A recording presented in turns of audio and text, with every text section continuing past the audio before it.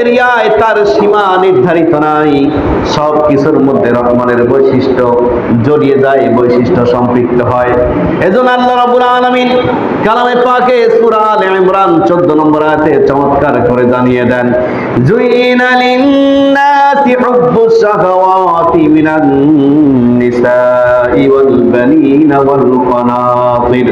ওয়াল কনাতিরিল মুকানতারাতি মিনাল যাহাবি ওয়াল ফিদ্দা ওয়াল খাইলিল মুসাওওয়ামাতি ওয়াল আনআমি ওয়াল হারথ যালিকা মাতাউল হায়াতিদ দুনিয়া।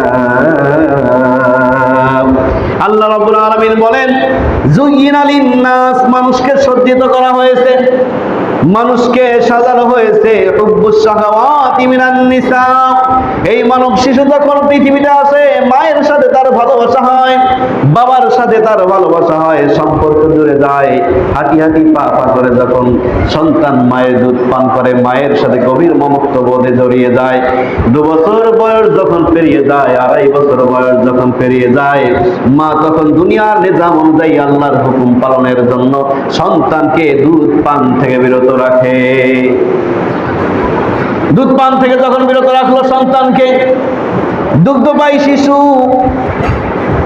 অন্যদিকে আর মনোযোগ দিতে পারে না। আল্লাহ রাব্বুল আলামিন তার ব্রেন আর মাইন্ডকে, বুদ্ধি আর মনকে অন্যদিকে পরিবর্তন করে বিভিন্ন খেলনা বস্তুর দিকে আকৃষ্ট করে দেয়। তখন বিভিন্ন খেলনা বস্তু দিয়ে ছোট বাচ্চাগুলো মন ভুলিয়ে থাকে, মায়ের দুধ পান থেকে বিরত থাকে, সাথে উপযুক্ত প্রয়োজনীয় এবং অন্যান্য খাবার সে গ্রহণ করতে থাকে। আল্লাহ রাব্বুল আলামিনের হাবিব হাদিসে পাকে বলেন, মুফাসসিরিনে কেরাম তাফসীর করতে গিয়ে বলেন, একজন ছোট্ট শিশু মায়ের দুধ পান করার পরে আস্তে আস্তে খেলনার দিকে মনোযোগী হয়, আস্তে আস্তে বড় হয়ে ক্রিকেট খেলতে থাকে, আরো বড় হলে ফুটবল খেলতে থাকে। যখন আরো একটু বয়স হয়ে গেল, খেলাধুলার মন মানসিকতা যখন শেষ হয়ে গেল, পরিপূর্ণ বয়স যখন তার হয়ে গেল, খেলতে আর মন চায় না, তার একজন জীবন সঙ্গী দরকার। তখন আল্লাহ রাব্বুল আলামিন এই আয়াতের সাথে মিল রেখে বলেন, হুব্বুশ শাহাওয়াতি মিনান নিসা। ওই শিশু, ওই যুবক, প্রাপ্তবয়স্ক মানুষ তখন আর খেলতে চায় না, অন্য কিছু করতে চায় না, তখন বিয়ের দিকে অথবা নিজের সঙ্গীর দিকে তার মন ঝুঁকে যায়। এই টেন্ডেন্সি, প্রবণতার মন মানসিকতা দিয়ে, স্বভাব দিয়ে আল্লাহ রাব্বুল আলামিন মানুষকে সৃষ্টি করেছেন। প্রত্যেক পুরুষ মানুষ নারীর জন্য আগ্রহী এবং নিজের ইচ্ছা প্রকাশ করে, ঠিক কিনা? বুঝতে পারছেন কথা? এভাবে করে সময় যখন চলে যায়, একটা পর্যায়ে গিয়ে ওয়াল বানিন, বিয়ের পর কয়েক বছর গেলে শুধুমাত্র স্বামী স্ত্রীর মধ্যে সীমাবদ্ধ থাকতে চায় না, তখন এই পরিবারে আরেকটু বাড়তি কিছু দরকার, সন্তান দরকার। কি দরকার? কথা বুঝতেছেন আমার? সন্তান দরকার। তখন এই মানুষগুলো সন্তানের দিকে ঢুকে যায়। ওয়াল বানিন, সন্তান যখন হয়ে গেল, স্বামী স্ত্রী সন্তানের খাবার জন্য, প্রয়োজন মিটানোর জন্য অন্যান্য আরো কিছু দরকার। এজন্য তার কি করতে হবে? ইনকাম করতে হবে। ওয়াল কনাতিরিল মুকানতারাতি মিনাজ যাহাব, এরপর সে সম্পদ জমাতে থাকে। পুঞ্জীভূত স্বর্ণ সে জোগাড় করতে চায়, রূপা সে সংগ্রহ করতে চায়। সোনা আর রূপা বর্তমান পৃথিবীর সব জায়গায় মানুষের কাছে স্বর্ণ আর রূপার দাম আছে না নাই? আছে না নাই? স্বর্ণ রূপা সংগ্রহ করতে চায়। ওয়াল খাইলিল মুসাওওয়ামাত, যখন কালামে পাকের আয়াত নাযিল হয়েছে তখন তারটা মডার্ন টেকনোলজি, অত্যাধুনিক প্রযুক্তি ছিল না, যোগাযোগ ব্যবস্থা এত ভালো ছিল না, এরোপ্লেন ছিল না, বড় বড় জাহাজ ছিল না, রকেট ছিল না, অন্যান্য যুদ্ধ জাহাজ কিছুই ছিল না। তখন চলাচলের জন্য মরুভূমিতে, মরু অঞ্চলে চলাচলের জন্য, মাল বহনের জন্য সবচেয়ে মালবাহী যে জাহাজ, মরু জাহাজ বলা হয়, উটকে মরুভূমির জাহাজ বলা হয়, এই উটকে ব্যবহার করা হতো। এবং সেখানে যুদ্ধ পরিচালনার জন্য, দ্রুত গতিতে চলাচলের জন্য তারা অ্যারাবিয়ান ঘোড়া ব্যবহার করত। কি ব্যবহার করত? অ্যারাবিয়ান ঘোড়া ব্যবহার করত। ঘোড়াকে আল্লাহ রাব্বুল আলামিন এমন কিছু কোয়ালিটি বৈশিষ্ট্য দিয়ে তৈরি করেছেন, ক্যারেক্টার দিয়ে তৈরি করেছেন, ঘোড়ার পিঠে যদি কোনো মানুষ চড়ে বসে তাহলে মনে হয় আমি একটা ভাবসাব নিয়ে বসেছি, আমি একজন বীর যোদ্ধা বা শক্তিশালী একজন মানুষ, এরকম মনে হয় কি হয় না? হয় কি হয় না? এবং ঘোড়ার পিঠে কি সবাই চড়তে পারে? চড়ে থাকতে পারে সবাই? ঘোড়ার পিঠে চড়ে থাকার জন্য একটা যোগ্যতা, অভিজ্ঞতা, সাহস লাগে কি লাগে না? ওয়াল খাইলিল মুসাওয়ামাত, সুরক্ষিত, দামি, সুসজ্জিত ঘোড়ার দিকে তারা আকৃষ্ট হয়। এই ঘোড়া তাদের কাছে অনেক বেশি প্রিয়, ঘোড়ার দিকে মন মানসিকতা তাদের ঝুঁকে যায়। এই টেন্ডেন্সি আর প্রবণতা দিয়ে আল্লাহ রাব্বুল আলামিন তাদের তৈরি করেছেন। ওয়াল আনআম, গৃহপালিত প্রাণী যেগুলো রয়েছে সেসব প্রাণীর দিকে তাদের অন্তর ঝুঁকে যায়, মানুষের মন ঝুঁকে যায়। কারণ এই সময়ে যদি ঠিকমতো গরু মোটা তাজাকরণ করে কেউ লালন পালন করতে পারে, ছোটখাটো চাকরি ওই ব্যক্তির সাথে পারে পারে পারে না। এজন্য এক একটা গরুর দাম 1.5 লাখ, 2 লাখ, 4 লাখ, 5 লাখ পর্যন্ত হয়ে থাকে। উন্নত জাতের যে গাভীগুলো আছে, ষাঁড়গুলো আছে, 7 লাখ, 10 লাখ পর্যন্ত, 15 লাখ পর্যন্ত হয়ে থাকে। কাজেই ওয়াল আনআম, গৃহপালিত পশু আর প্রাণীর দিকে মানুষের মন ঝুঁকে যায়। ওয়াল হারথ, এটাও যখন হয়ে গেল, জমিদার যত বেশি এলাকায় পাওয়ার তার তত কম না বেশি? কম না বেশি? এই কোথায় দিয়ে যাস, দেখবো এখন, এদিক দিয়ে আমাদের জমি, ওদিক দিয়ে আমাদের জমি, পারলে পা ঘাড়ে করে নিয়ে যাবি, এরকম বলে কি বলে না? তো জমিদার বেশি, পাওয়ার তার বেশি, দাপট তার বেশি জমিদার যোদ্ধারদের। এজন্য জমি আর ফসলি জমি, শস্যের জমি অর্জনের জন্য মানুষ ব্যতিব্যস্ত হয়ে যায়। আল্লাহ রাব্বুল আলামিন তাই বললেন, এই যে তোমরা নিজেদের সঙ্গীদের কথা বললা, সন্তানের কথা বললা, স্বর্ণরূপার কথা বললা, সুসজ্জিত ঘোড়ার কথা বললা, আরো যত সম্পদ, যত সব কিছুর কথা বললা, তোমাদের কাছে এগুলো অনেক দামি হতে পারে। আমি আল্লাহ রাব্বুল আলামিনের কাছে যালিকা মাতাউল হায়াতুদ দুনিয়া, যালিকা মাতাউল হায়াতুদ দুনিয়া, এটা হলো দুনিয়ার তুচ্ছ একবারে নগণ্য একটা বস্তু সামগ্রী। কি সামগ্রী? তুচ্ছ নগণ্য বস্তু সামগ্রী।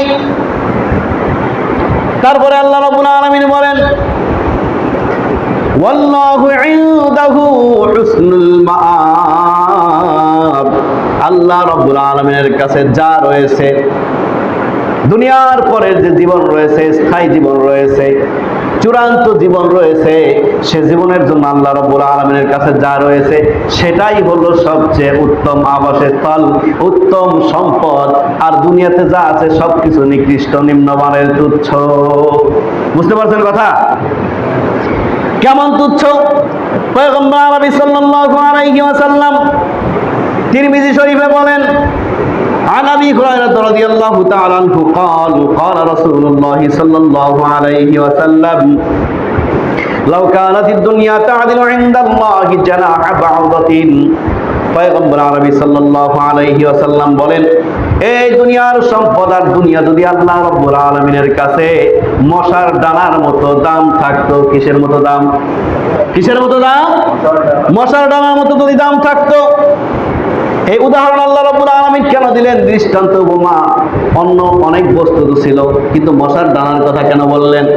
আপনাদের এখানে যদি কোনো মানুষ সন্ধ্যার সময় অনেকগুলো মশা সংগ্রহ করে, সেই মশার ডানা সংগ্রহ করে কোনো বাজারে বিক্রি করতে নিয়ে যায়, ন্যূনতম 1 টাকা দিয়ে হলেও কোনো মানুষ মশার ডানা ক্রয় করবে?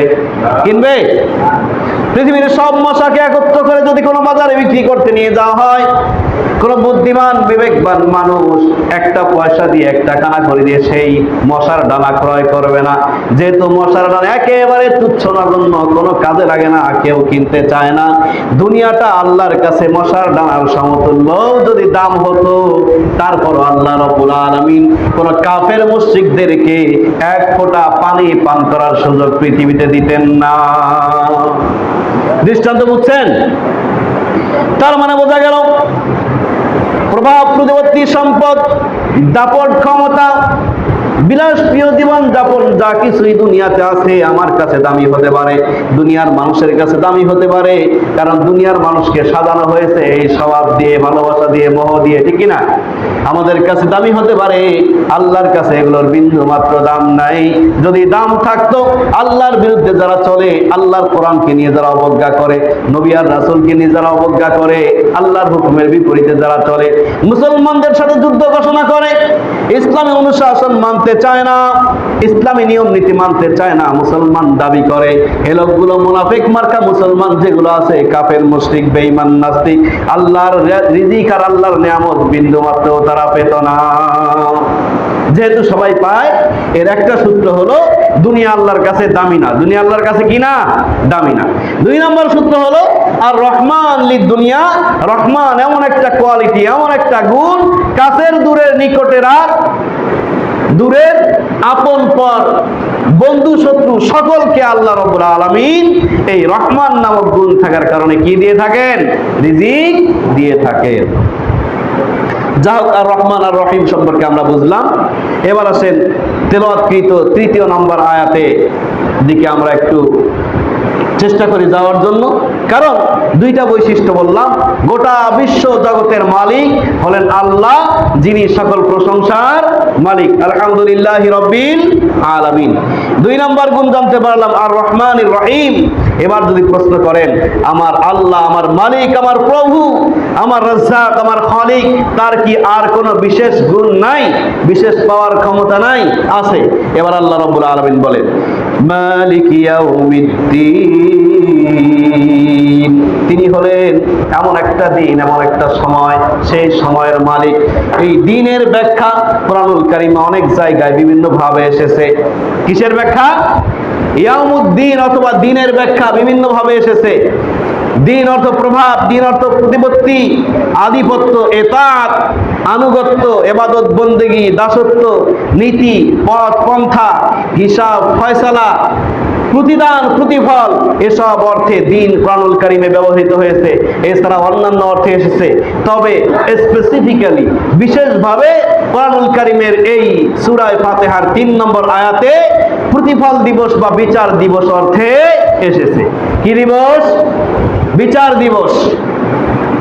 চিন্তা করে দেখেন, যেই আল্লাহ তার দয়া আর মায়া অবারিত, অফুরন্ত, সব জায়গায় বিস্তৃত, সেখানে অফুরন্ত নিয়ামতের কথা বলে তার পরের আয়াতে বললেন যে এই অবারিত অফুরন্ত নিয়ামত তোমাদেরকে দিলাম, তবে কিছু বিশেষ দ্রষ্টব্য রয়েছে, কিছু রেস্ট্রিকশন রয়েছে, কিছু বাধ্যবাধকতা রয়েছে। সেটা হলো মালিক ইয়াউমিদ্দিন।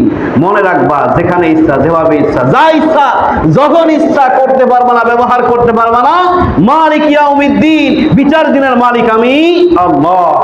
এজন্য বি কেয়ারফুল, সতর্ক থাকবে, সচেতন থাকবে, খেয়াল রাখবে, ব্যতিক্রম কাজ যেন না হয়, আল্লাহর বিপরীতে কাজ যেন না হয়, কারণ তিনি বিচার দিনের কি? মালিক।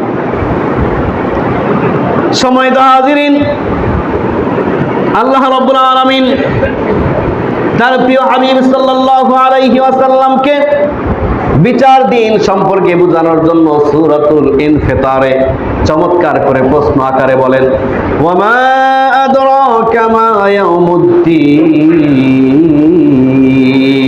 হে রাসূল, আপনি কি জানেন ইয়াউমুদ্দিন বা বিচার দিন আসলে কি? সুম্মা মা আদরাকা মা ইয়াউমুদ্দিন, আপনি কি জানেন? আবারও বলতেছেন, আপনি কি জানেন বিচার